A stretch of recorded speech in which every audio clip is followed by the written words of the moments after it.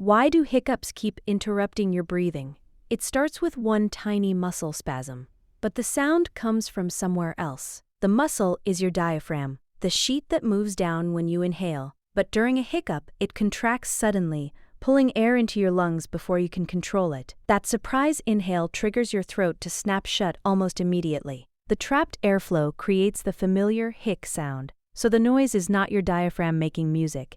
It is your throat slamming the brakes on a breath forced in by a spasm. That is why every hiccup feels like a tiny interruption.